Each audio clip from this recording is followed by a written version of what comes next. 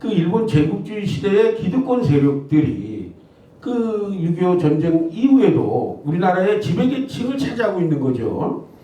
그러다가 이제 이 세력들이 군부 독재를 이제 만들어 나가는 겁니다. 이 땅이라는 것은 사실 집약된 건데 땅이 적으면 적을수록 고부가가치를 창출할 때 이익이 더 많이 나죠. 이런 거를 이제 군사 독재를 야기한 그 세력들이 절실하게 느낀 거죠. 그러다 보니까 권력과 자본이 야합이 돼서 그러니까 이제 토건 세력이라고 우리가 말을 하는데요. 이 토건 세력들이 득세하다 보니까 이 철거민, 조금 아까 우리 그 사회자님이 처음에 요즘에 와서 이제 철거민들은 개발의 피해자다 이랬지만 과거에는 이제 불법을 자행한 사람이다 이렇게 알았다라고 했죠. 이게 사실 군사 독재 정권의 교육의 결과입니다.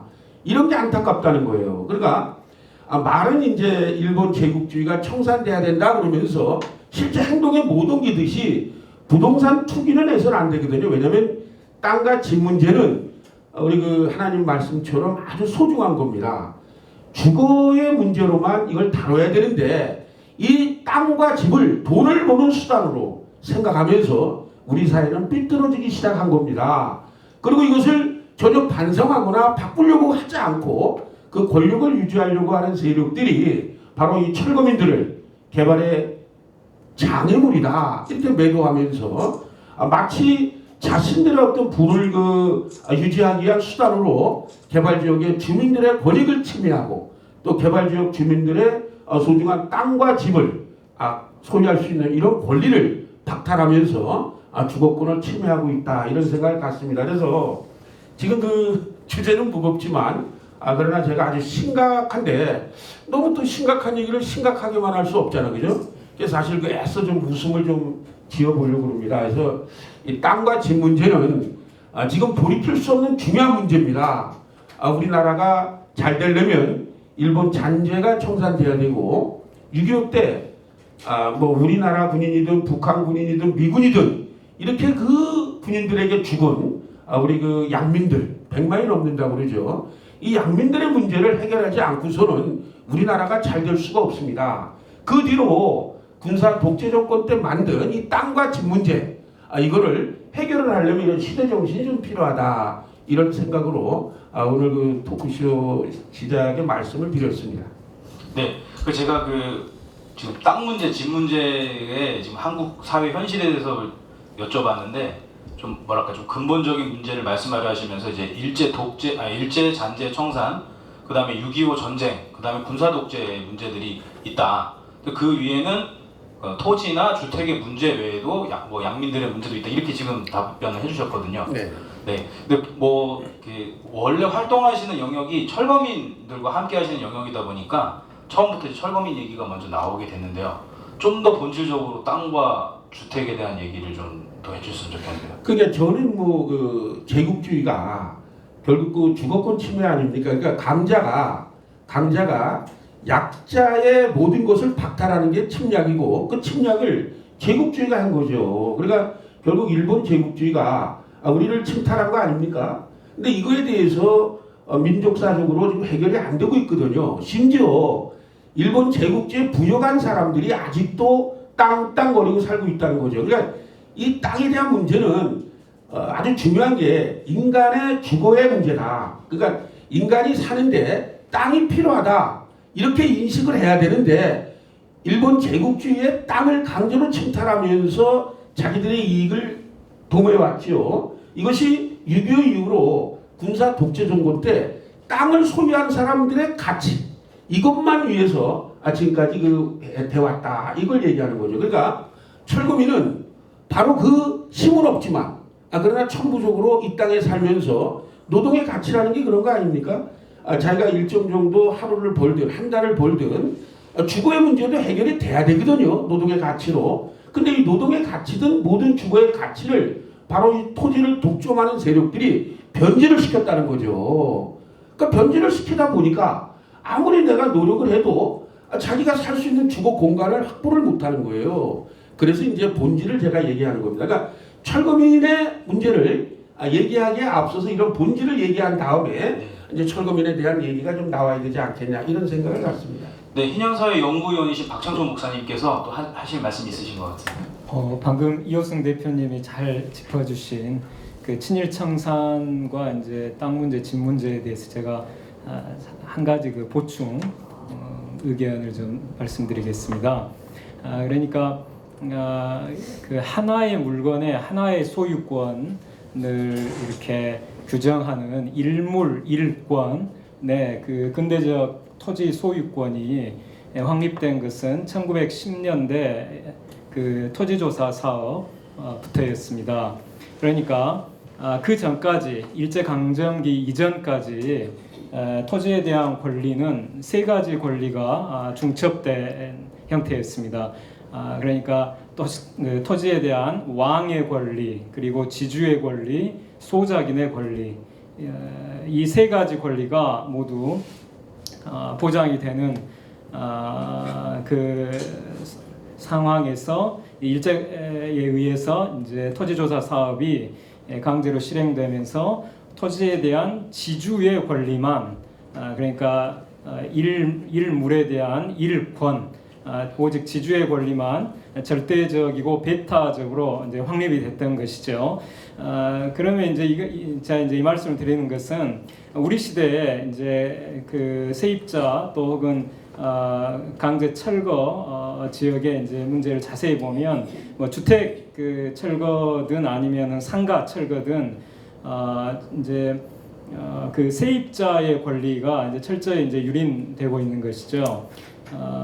그래서 그런 이제 우리 시대의 세입자의 권리도 일제 강점기 이전으로 하면 토지 사용권을 가지고 있었던 소작인의 권리와 이제 유비된다고 하면 그러면 이제 우리가 이제 우리 시대의 그 친일 청산을 한다는 것은 그 핵심 과제는 일물 일권적인 근대적 토지 소유권 일제에 의해서 강요된 그 절대적이고 배타적인 지주 토지 소유자 건물주의 그런 권리를 이제는 이제 왕을 이제 대신하는 게 국가죠. 국가의 이제 토지 공개념적인 원리하고 그 다음에 토지 소유권자 건물주의 권리 그리고 그 토지 사용권자 즉 세입자의 권리 이 세 가지가 모두 고루 이렇게 균형을 갖추는 그러한 제도로 개혁을 할 때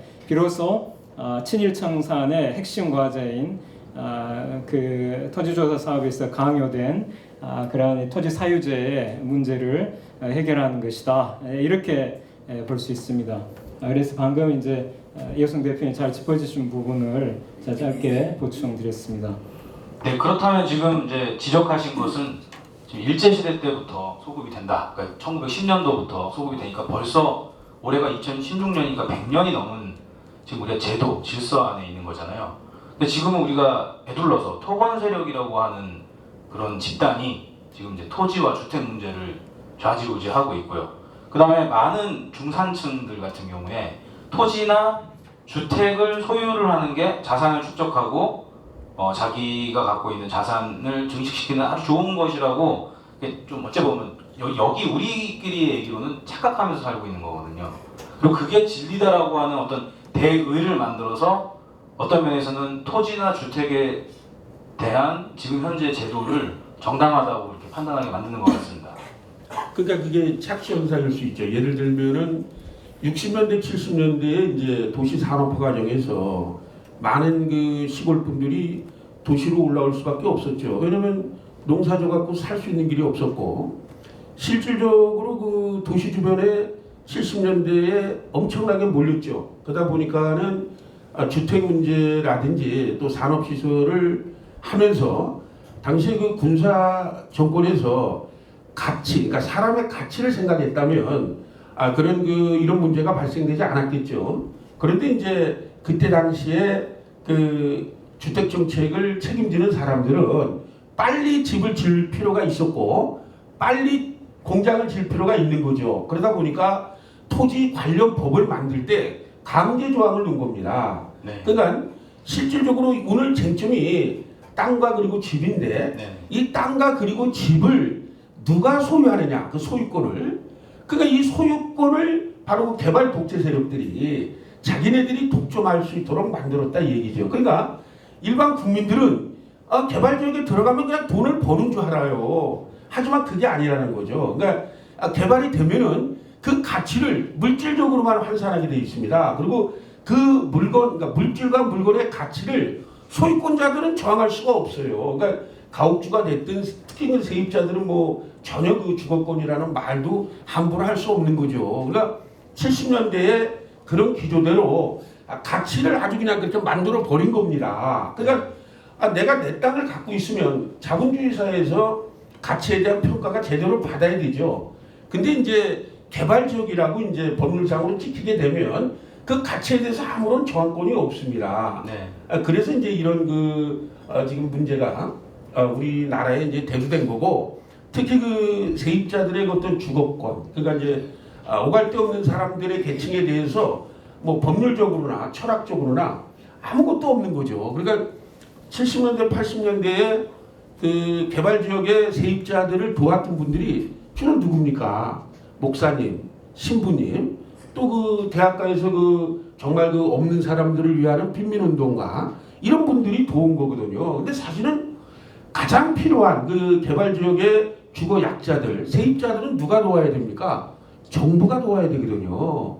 그런데 그 철학이 없다는 거죠, 가치가. 왜냐면 땅에 대해서는 그냥 가격 상승만 보는, 또는 그 많은 사람들에게 주택을 빨리 준다.